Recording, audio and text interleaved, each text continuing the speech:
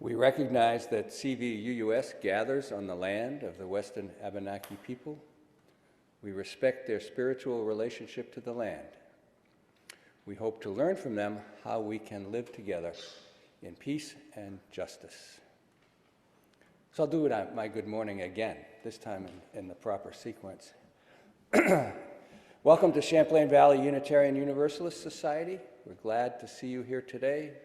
Glad you have chosen to worship with us on this Sunday in this glorious time of year. At CVUUS, we strive to be an inclusive and welcoming community that sustains a liberal religious tradition. We aspire to be visible and active on behalf of social justice and environmental responsibility. We nurture and empower each other at all ages on our spiritual journeys, and we reach out to the larger communities of which we are a part. The title of our service today is When Fall Comes to New England, which is also the title of one of our hymns. And my goodness, hasn't it come to Vermont? If it isn't peak foliage quite here in the valley, it soon will be, and certainly it is in the nearby mountains. I drove over to Hanover, New Hampshire, day before yesterday, and it was almost drove off the road. Stunning. No matter how many autumns you have seen in Vermont and New England, it's impossible not to be moved by the fireworks of the fall. Those of us who live in Vermont from November to May and not in more moderate climates simply explain often, I like the change of seasons. My name is Carl Lindholm. I'm a member of this congregation and serve today as your worship associate. Today's service will be led by our minister, Barnaby Feeder. The service theme is Changes We Love. Earlier in the week, Barnaby sent out an appeal to us to respond with 2 changes you've experienced in your lifetime that you've loved. I gave it a lot of thought. I suspect you did too. I had to remind myself that he did not ask me for 2 changes that I was dragged into kicking and screaming that I now love or have at least adapted to. I have what I call a Yankee aversion to change, falling into the camp of Calvin and Hobbes, who said, "Know what's weird? Day by day, nothing seems to change, but pretty soon everything's different." I'm looking forward to today's sermon. If you're visiting, we would love the opportunity to meet with you after the service. If you're viewing by Zoom, please stay for our traditional social hour at the end of the service. Do also check out the CVUUS website and be in touch with us. For those of you here in the sanctuary this morning, do take a few minutes to explore the welcome table and bulletin board in the lobby, and also perhaps head downstairs to the Ann Ross Fellowship Hall to see Eric Nelson's photographs and other information there. Beautiful photographs downstairs. I never mind being reminded to put my phone on worship mode. Might do that. If you have a milestone in passage and you're on the Zoom meeting, do put it in the chat, and we'll make every effort to include it in the service at that time. The pathways to connection this morning. There's so much going on this week. I urge you to read the weekly blast that came out on Wednesday, and also the October newsletter, full of descriptions of the way we can connect with one another in our community. Now, most immediately, there's lots going on this week. Tomorrow night is our Monday night, the second Monday night of the month, to serve the meal at the Charter House. Ducey Allen Moore, who's here today in the bright vest, he's in charge of those meals and does a wonderful job. That's tomorrow night. On Tuesday night, and this is in the order of service for those of you who are here, is a special opportunity that Ronnie Romano, our music director, is providing. He says, and I won't read it for those of you who are here, but he will explore the origins of music through the human voice, learn some singing and listening techniques to heighten our musical ears, and sing through some songs together. That's tomorrow night, 7 p.m. Zoom. He says no prior experience in singing or music is necessary. Then on Thursday night, Barnaby will start a 5-session workshop or class on how racism impacts UUs and in our congregation study group. This starts this Thursday. Do read about it in the order of service of the blast, October 14th. It sounds like it will be very, very stimulating. And do check it out. We need ushers. It's a wonderful job. You just stand there and greet people and smile, and say hello, hand out hymnals and orders of service, stand at the door. There's Alan standing out in the lobby in his brightly colored vest if you want to work tomorrow with Meals on Wheels. Want to make sure we thank our tech team, Margie Young today at the desk, Jordan Young assisting, Sherman LaRose on music, Martha Fulda on camera, Marty Wood brought us these lovely flowers. Richard Hennessy works during the week putting it all together. Who better to provide our call to worship than Thoreau, Henry David Thoreau? As we explore change and experience the change of the seasons, we have Thoreau to guide us. This small sample is from his essay, Autumnal Hints. October is the month of painted leaves. Their rich glow now flashes round the world. As fruits and leaves and the day itself acquire a bright tint just before they fall, so the year nears its setting. October is its sunset sky, November the later twilight. These bright leaves which I have mentioned are not the exception, but the rule. For I believe that all leaves, even grasses and mosses, acquire brighter colors just before their fall. When you come to observe faithfully the changes of each humblest plant, you find that each has, sooner or later, its peculiar autumnal hint. Now, chalice lighting. As Barnaby lights the chalice, signifying Unitarian Universalism, I'll read the words of our chalice lighting by Eric Walker Wickstrom, a Unitarian Universalist minister from Yarmouth, Maine, a New Englander, and Brewster, Massachusetts. And I believe folks on Zoom, this will appear on your screen so you can read them aloud at home. Why we're here. Here today, in this place, and with these people, may we listen so that we can hear. May we hear so that we can feel. May we feel so that we can know. And may we know so that we can change ourselves and this world. And may the chalice we light our way. Now let us worship together.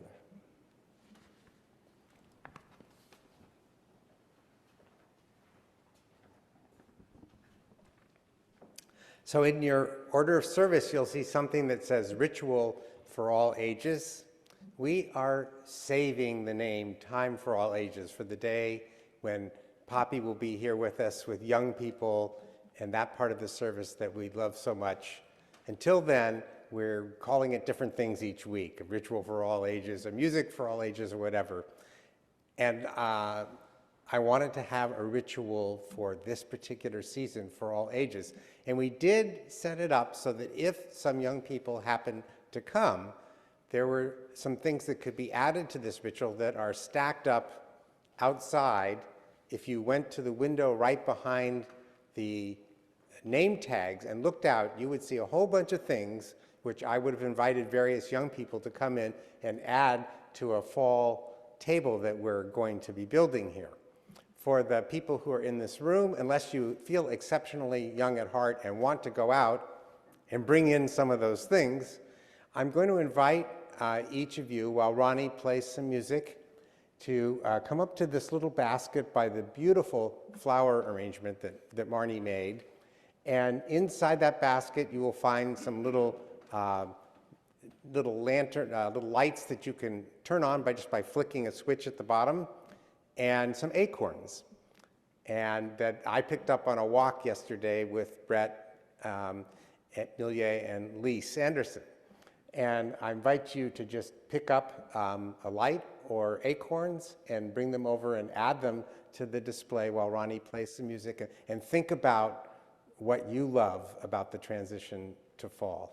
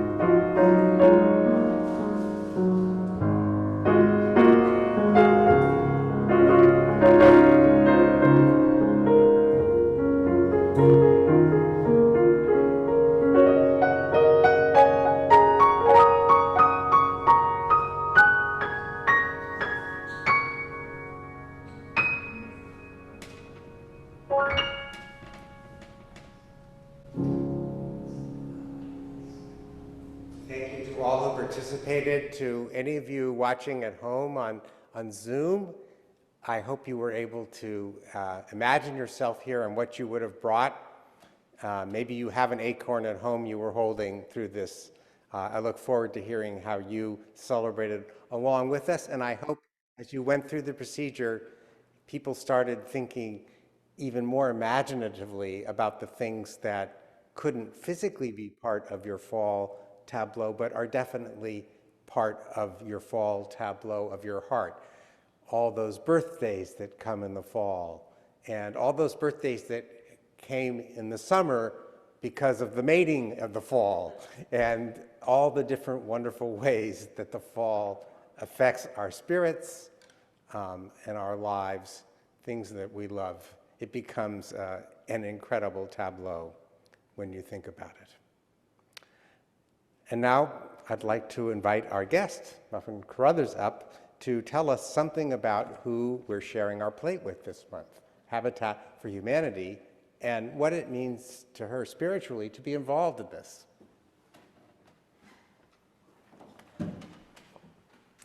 Thank you all for inviting me to talk to you about something that motivates everything I do every day.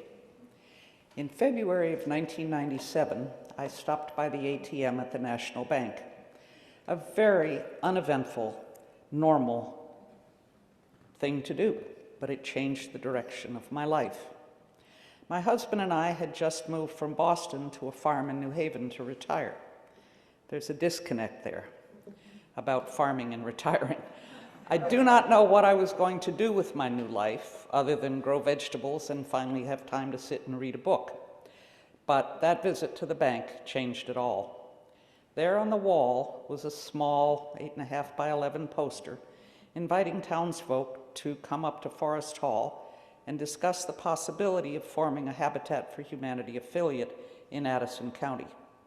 A Middlebury College junior named Jennifer Jensen had researched a paper on housing needs in Addison County and found that according to the current HUD assessments, over 20% of the housing in Addison County that was owner-occupied and 40% of that was renter-occupied, well, folks were paying more than 30% of their gross income for housing. These families are defined as cost-burdened in the HUD speak. At the time, almost 5% of the housing stock in Addison County was considered substandard by HUD, which meant that they lacked complete plumbing, had leaks, were missing windows, or another thing is that they were overcrowded. More than 2 kids in a room, adults sharing rooms with kids, kids of different genders sharing a room. About 30 townsfolk attended that first meeting, and after 3 meetings, a dozen or so of us broke off and started to work on forming the affiliate. That took 18 months of shuffling papers back and forth to Georgia. Finally, we were affiliated on October 1st, 1999. Our next step was to find land to build on. Not easy. We had no money. But Liz Reedy was head of Middlebury Area Land Trust at the time, and she had a parcel of land that was attached to a trailer park that Malt owns on 116 in Bristol, and they carved off, I think, 3 acres for us. Very, very rocky soil next to the gravel pit. And we built a house. We found a family living in a trailer in Starksboro who had 5 kids. This trailer was 970 square feet. So literally the kids would step from the living room into the bunk bed. No walking around next to your bed. We completed that house in December of 2001. The new house had 4 pretty roomy bedrooms. Pretty soon they had a 6th child. All the children have been homeschooled. In a couple of years, I had the 6th baby. Some of the kids are now married and have their own kids. They've raised vegetables, pigs, chickens, and turkeys and added a deck to the house. And they've just paid off their mortgage. We're going to have a big celebration with that family and all the Habitat families as soon as we can. A second house on Mead Lane was built for a mother with boys, 3 boys, one of whom had lost part of his leg in a tractor accident. And they lived in a 3rd floor walk-up. And when his prosthesis ulcerated his stump, she'd have to carry him up 3 flights of stairs. So we built them a house that's handicapped accessible, all on 1 floor, wide doorways, handicapped bathroom. Our 3rd house is my favorite story. We partnered with a single mother and her son and daughter who were living in a 2-bedroom apartment. The kids really needed their own rooms. This is one of the best things about this. Both kids have since gone to college. The older one has a master's in teaching and 2 kids of her own. When she moved out to start her career, her grandmother needed more care than she could get in her current living situation, and so Nana moved into the now spare bedroom. She was able to stay there with her daughter and grandson, have visits from her great-grandchildren and other family members until she died several years later. That is what having a home of your own can mean, a life-changing security that could carry for 4 generations. That homeowner was quite shy when we first met her. She now advocates for Habitat by speaking at churches and running our alternative gift fair. You all help us in that regard by buying holiday cards from us. And those cards are designed by your very own Bobby Carnwath. Our homeowner manages a business in town and serves capably on committees at the Congregational Church. In all, so far, we've built 12 houses, with 13th under construction, thanks to Ash. In these houses, 38 kids have known stability and security. 3 more are moving into the next house. We've built in Bristol, Middlebury, Cornwall, and now Virgins. All our houses are built by volunteers with the new homeowners. Jean Terwilliger designed 5 of them. The college architecture class has designed the last 2, and the current one under construction in Virgins, and is working on the next 3 that are planned for Virgins.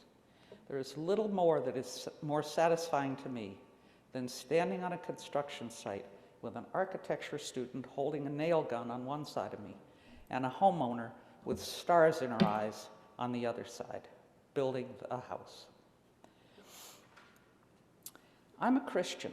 I was taught, and I believe, that each one of us is here to do what we can to do good for each other and for the planet, to be our brother's keeper. I was given a lot. I was blessed with incredibly good luck and a lot of love. This isn't the case for a majority of our neighbors. Doing what I can to make others feel safe and secure and to give them a hand up in life is what I try to do. I'm deeply grateful for your generosity in sharing with Habitat this month, and for these many years for the generosity of time and talent given by Dale and Bobby and Jean and Ash and others who support our cause of simple, decent housing for our neighbors. We're all better for your assistance, and our community has been made stronger. And please, again, accept our gratitude from the Habitat affiliate, our 12 families and 38 secure children.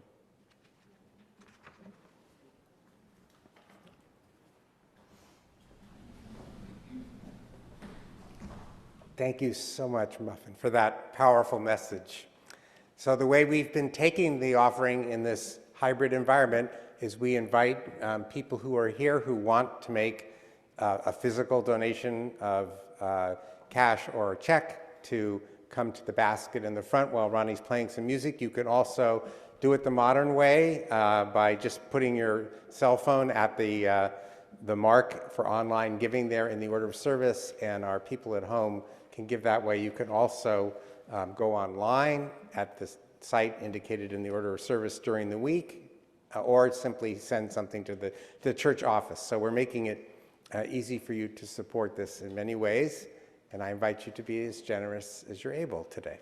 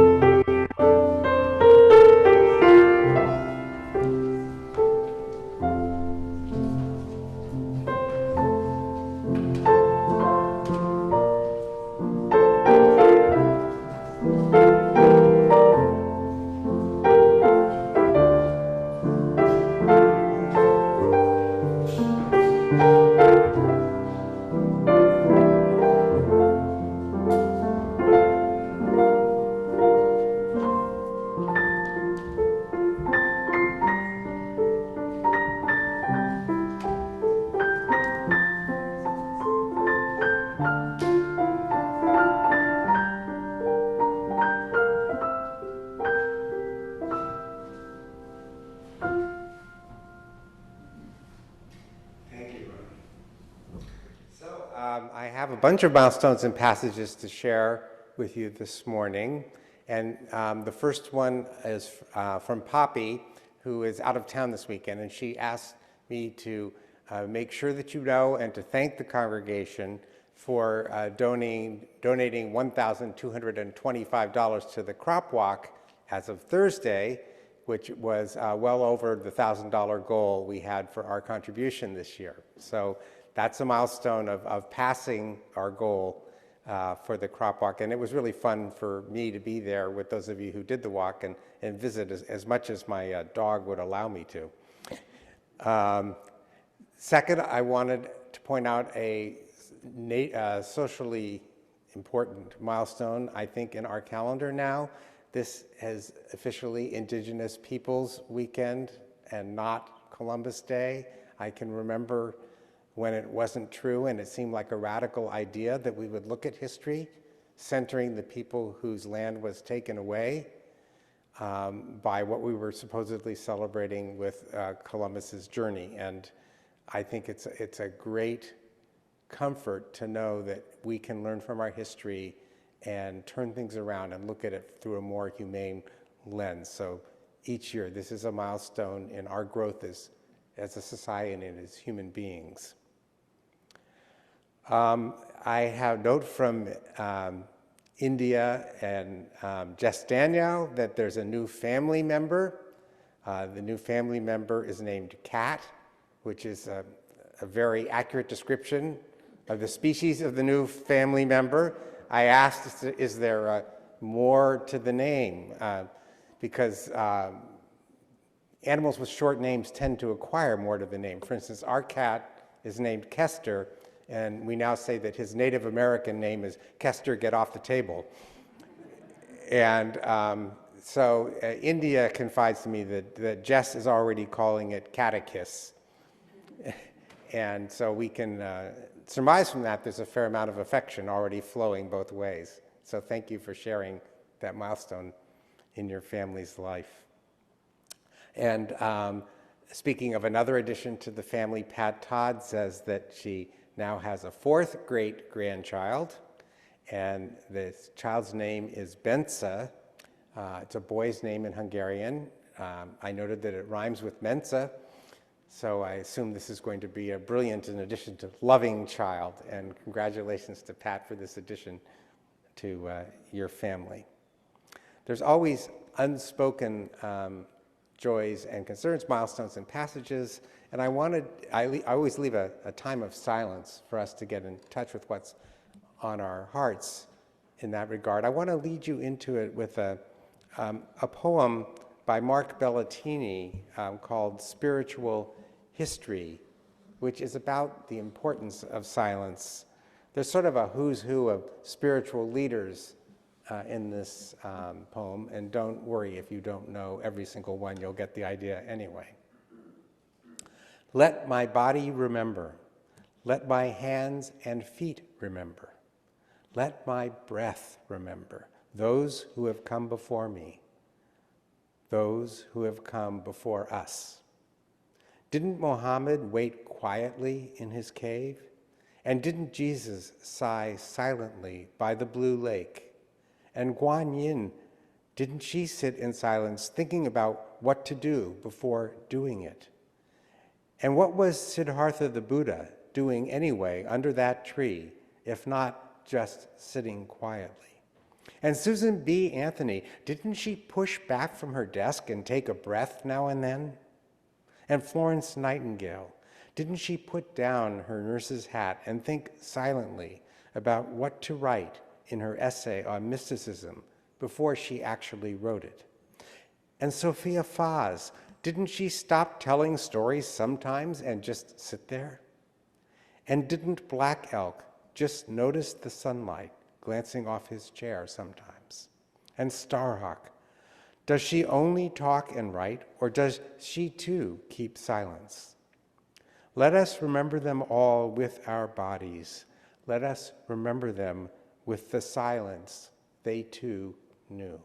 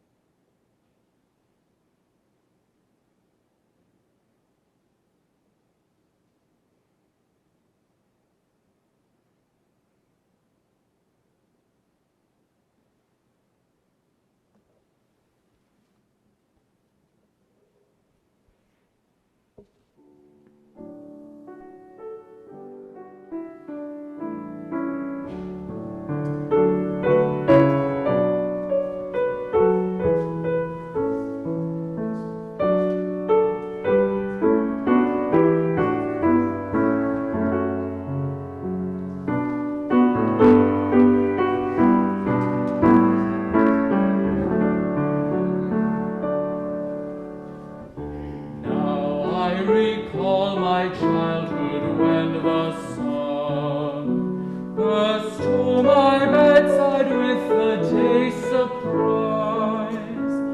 Faith in the marvelous bloomed anew each dawn, flowers bursting fresh within my heart each day. Then looking on the world with simple joy, on insects, birds, and beasts, and common weeds, the grass and clouds had fullest wealth of all. My mother's voice gave meaning to the stars.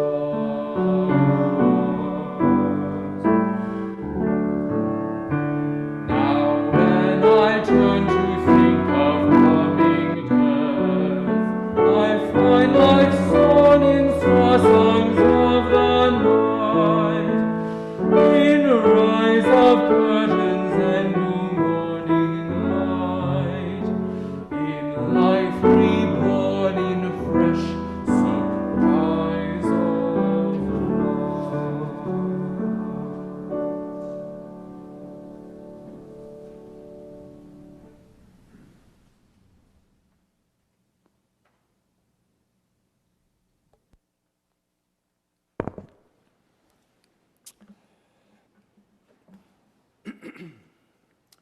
Our first reading is a story song written about 40 years ago by Dylan Buston, then a budding folk singer and folklorist at the University of Indiana. It recounts a surprising change in an elderly woman's life. I should point out, Barnaby has encouraged me not to try to sing it, though it's a song. And I'm also resisting the impulse to do it all in a down east accent, but Indiana, after all. May Smith is a woman with ringlets of gray hair and an old straw hat with a ribbon that hides them back with care. She works all day in her garden of flowers, don't see a soul for hours and hours. She's singing songs that her sisters used to do. Charlie Smith is a man with a mind inclined to roam. He loves to ride around the countryside. He leaves poor May at home. He don't like her going to town, seeing other folks and fooling around. She can sing at home like her sisters used to do. Charlie will tell how very well her sister's band could play. They've all died, but May still tries to keep on anyway. He bought her a banjo through the mail and a mandolin at an auction sale. He likes to hear those songs her sisters used to do. Once, I went to represent a musical archives. May, the scholars there astutely care to keep your songs alive. At the university, there's lots of curiosity. They'd like to have those songs your sister used to do. But May's too shy to play when I visit her at home. Charlie don't like her having no friends and playing out on her own. I see him there on the courthouse square and wonder how I will ever dare to get those songs her sisters used to do. One day, when Charlie was away and it was raining showers, I asked if I could visit for an hour. Just in case that I forget, may I turn on my cassette? I'd like to learn those sisters. I'd like to learn those songs your sisters used to do. She turned away and then did say, when you've reached my age, memories of families can hold you like a cage. While we're here all alone, you hand me that microphone. Now you sing me songs my sisters never knew. May Smith is a woman with ringlets of gray hair, an old straw hat with a red ribbon that hides them in the back with care. She works all day in her garden of flowers, don't see a soul for hours and hours. She's singing songs her sisters never knew. Our second reading is the end of a often long story about a Unitarian church in 1948 that barred black people from worshiping with their white congregation. A motion to get rid of a bylaw requiring segregation, supporting integration, was debated into the early morning hours. Finally, an exhausted board member asked the leader of the few holdouts, "What do you say is the purpose of this church?" The man went silent and then said, "The purpose of this church is to get hold of people like me and change them." Shortly thereafter, the motion passed without dissent.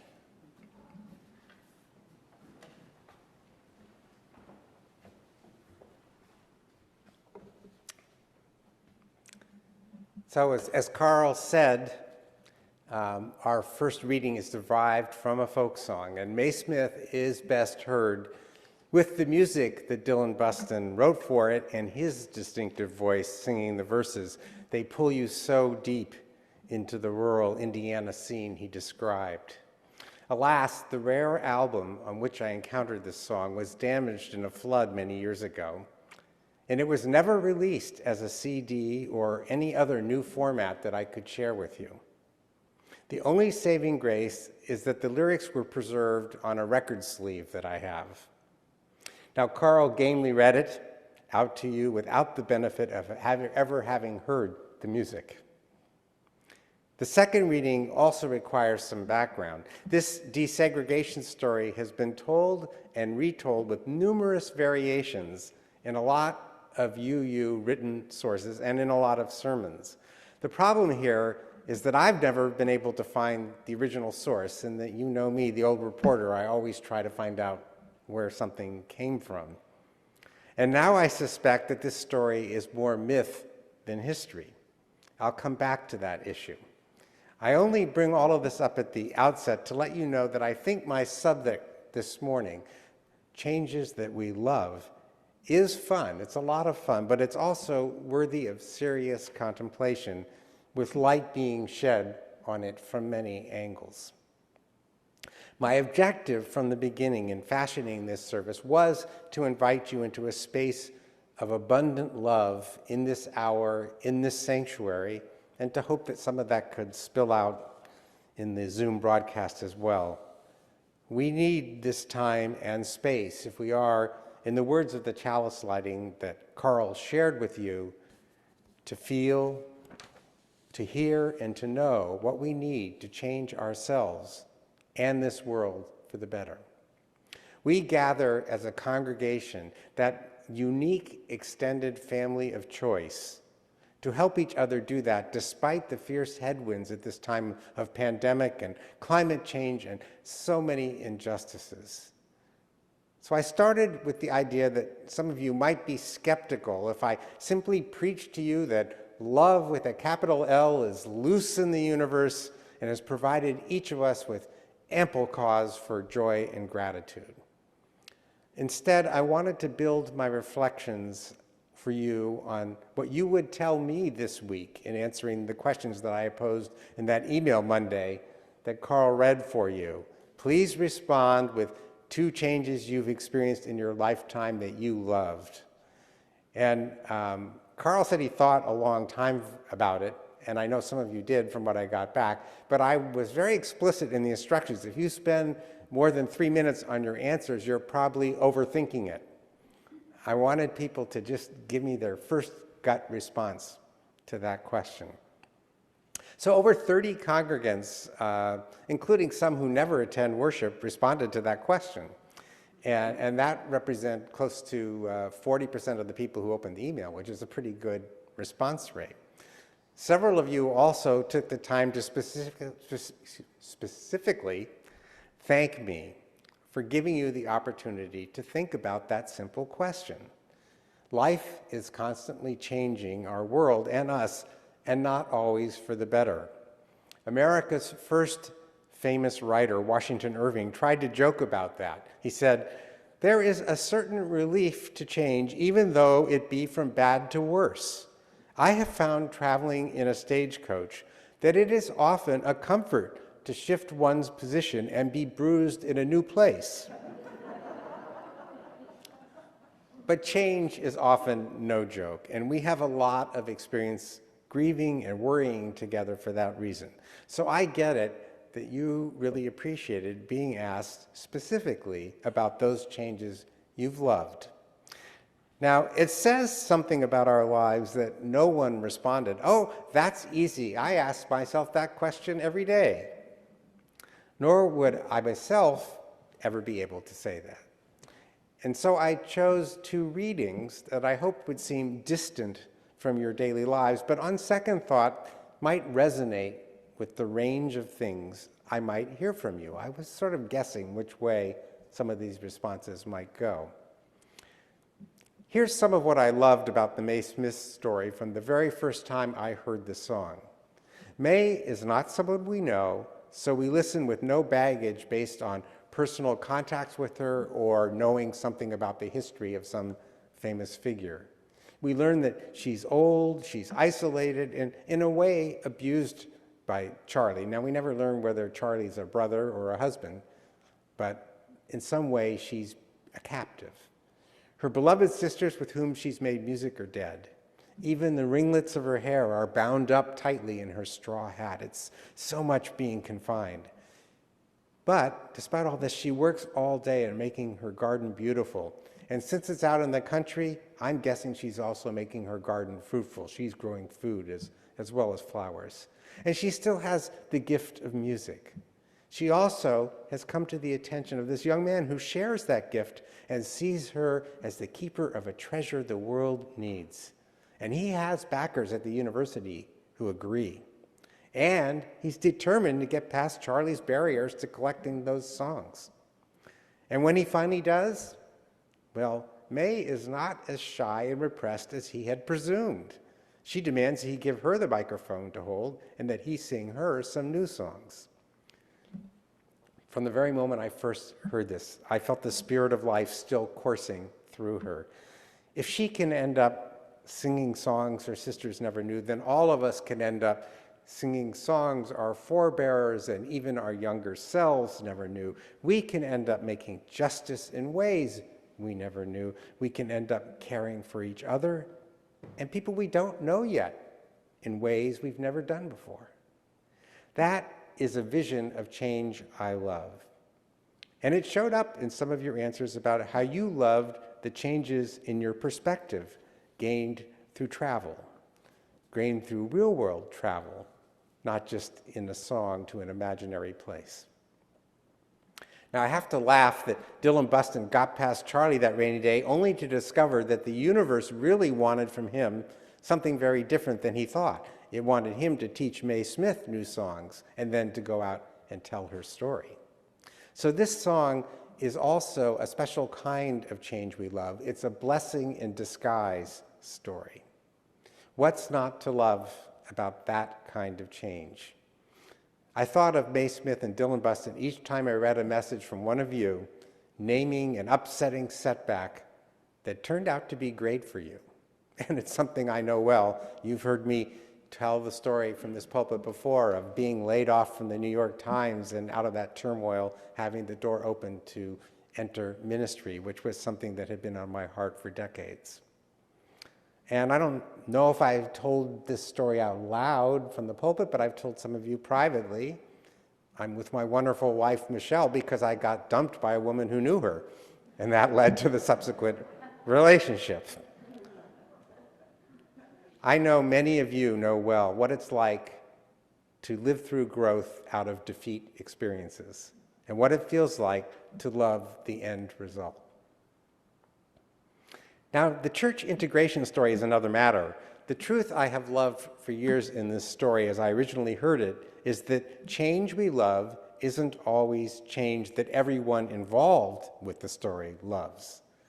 Loving what something means for us is often an invitation to practice empathy and compassion, a perspective that starts with seeing the story from angles other than our own. Now, in this story, the result we love involves someone being in a very uncomfortable space and being dragged along.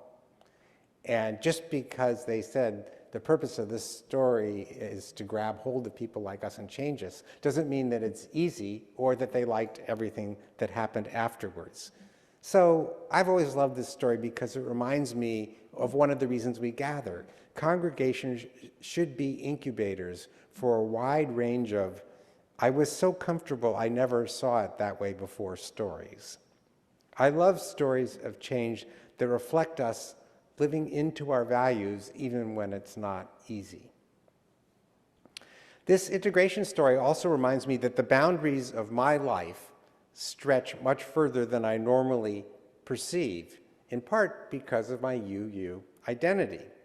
What happened so long ago in a place so far from here is small in some ways, but it's a living part of what still makes me hopeful that we will end up on the right side of history in dismantling racism. We still are here to grab a hold of fellow congregants in respectful ways, and the story is always told as a respectful, if unending, discussion that transform them and our community. And we're here so that we can be grabbed of in ways that change our minds if we are the ones in the way of progress.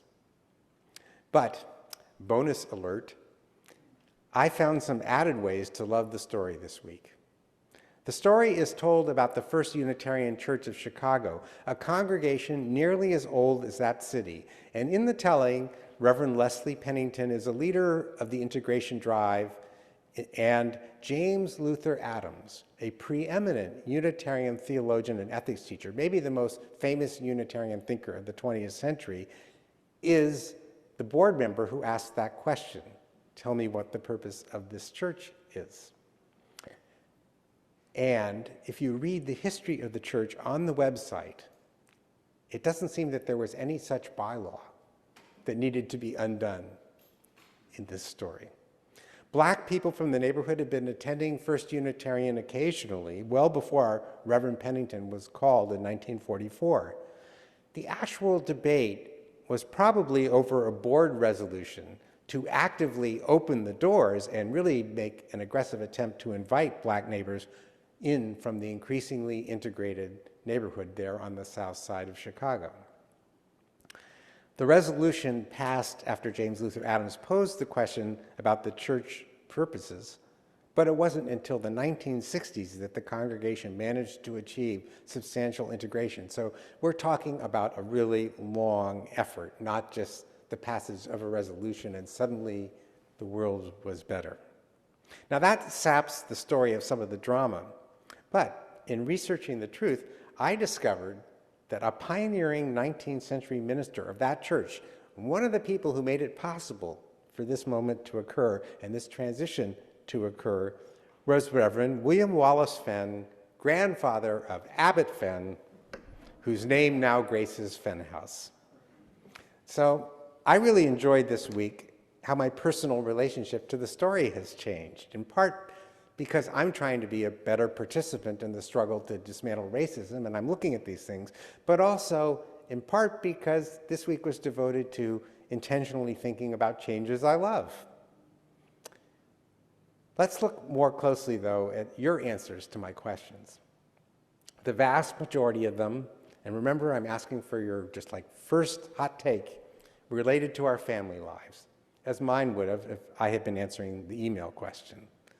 Love pouring forth from the changes we experience becoming parents or grandparents, or falling in love with and marrying a partner, or in a few cases, divorcing from an ill-fitting first partner and then falling in love with the right person. Love pouring forth from watching children achieve little things, like learning to buckle themselves into car seats. And some big ones I won't state here because the one I have in mind will reveal who wrote that response, and I promise people not to disclose that without permission. Love pouring forth from the change of finally becoming a good friend to one's sister or brother as an adult after a troubled childhood relationship.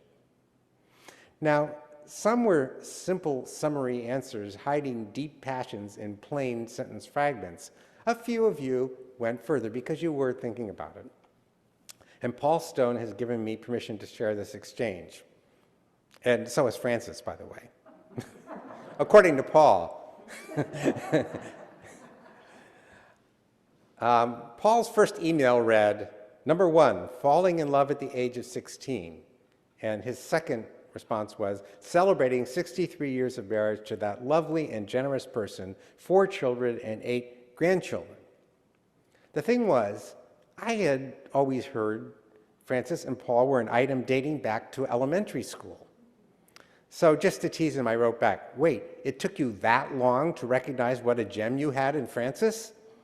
To which Paul responded, Barnaby, my sisters and I went swimming one hot summer day, and though I had known Frances for 6 years, when I saw her that day at the pool, a bolt of something struck me, a heavy dose of wow. So here we are, wow.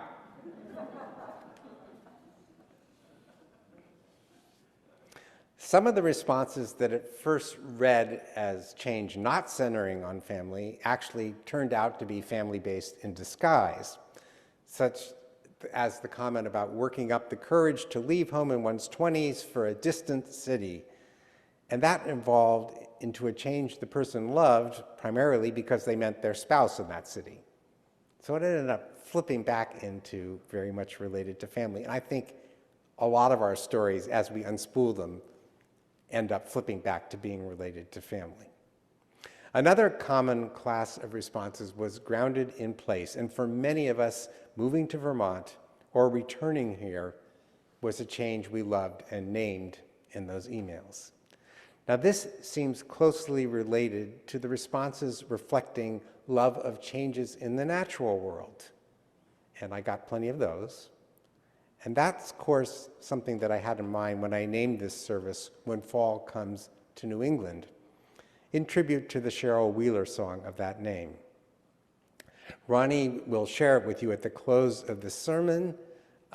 We don't have the lyrics in the order of service, and it's not in our hymnal, but I think a lot of the images will be easily recognizable to you.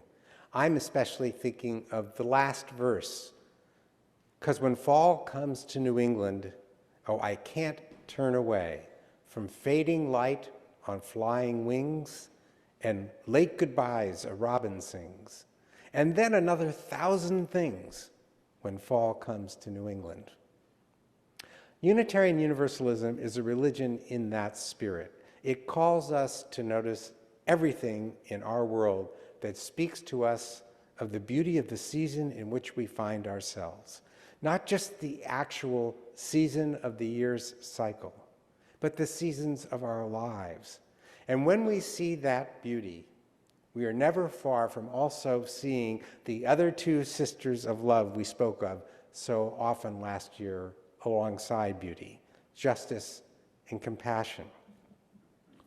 And I thought of that when I came across the Mark Bellatini poem that I shared going into our moment of silence. Because Mark Bellatini was one of the first openly gay ministers in our congregation, and there's a wonderful story he tells being a young minister in his 20s in his first parish in San Francisco as a gay man, and he's there and 2 young men come in, and the one who is speaking for them says they want to get married. Well, this is 1979, and Mark had never even heard of that idea of gay people getting married, even though he was gay himself. And he sort of stammered out, well, there must be something we can do about that. And then the Mormon said to him, the guy that was speaking was a Mormon, he said, and I want the spirit of this to be like it is in the Mormon church, where you're not marrying for life, you're marrying for eternity. And Mark sort of says, well, you know, this isn't a Mormon church, and I'm not a Mormon, but we'll see what we can do. And as he got to know this guy, he also heard the story that this guy had specifically engineered it so that the Mormon church had to excommunicate him publicly for being gay. And he had done this very public step of divorcing himself from his background. At the same time, he wanted to be married in something in that tradition. And Mark says in his recounting of this that he was just amazed, and he never ceased to be amazed at about the incredible creative ways that people deal with difficult upbringings. And that to me is where the beauty and the justice and the compassion all weave together if we get into the habit of thinking about changes we love.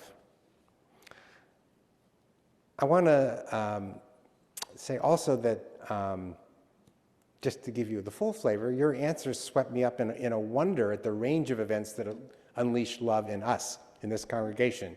Joint replacements, diet changes that make people feel more aligned with the natural environment, mind-boggling access to information on the internet, switching from biking to walking to work to have even more time for thinking, retreats to distant spiritual centers, the capacity to change plans easily thanks to cell phones, the unpredictable joys of making new friends without anyone setting you up, the independence of owning your first car, clean sheets on the bed every week, snow peas emerging from cold earth, the surprise changes that come with travel, the change of turning a bathroom that never felt comfortable after 25 years into a space that felt just right.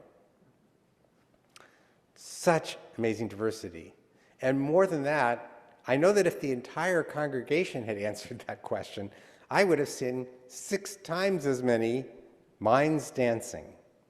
And maybe since it's in October, I would have seen another 1,000 things, like Cheryl says in her song. What an amazing community those of you are who could be with us today representing that community. And I wonder what other lists of changes might nourish us besides changes we love. Because one of the things we really need to do during the pandemic is keep focused on nourishing community. I wonder what other lists there might be. Changes we don't understand but are curious to learn more about. Changes we want to pass on to our children. Changes we like because we know they are launching us toward more changes. Changes we have trouble remembering. Changes we anticipate. The possibilities for these lists are endless, and that's probably because each of you and all of us together are a lot closer to miraculous than we recognize as we go about our daily lives. Now, maybe it's a blessing that we aren't wired to dwell on our full potential, so much of which seems wasted by the choices we make. But paying more attention to the changes we've loved in our lives and the lessons we can take from them seems like a spiritual practice that could be reliably nourishing and empowering. So I invite you not just to be in that space this morning, but to take it with you and spend some more time with it in the weeks to come. And Roddy, why don't you grace us now with When Fall Comes to New England?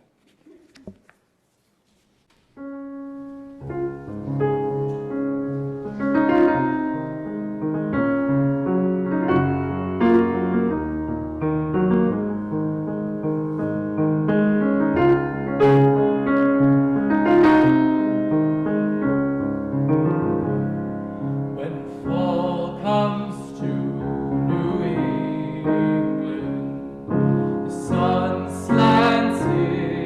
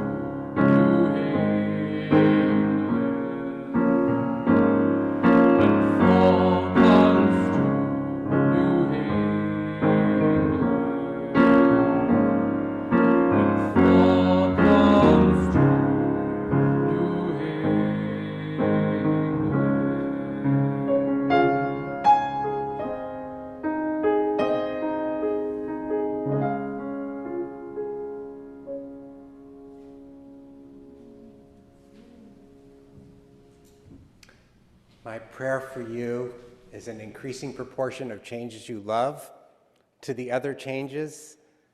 And when the other changes are there, remember Carl's way of living, that you can work yourself into loving them over time. Blessed be. Amen.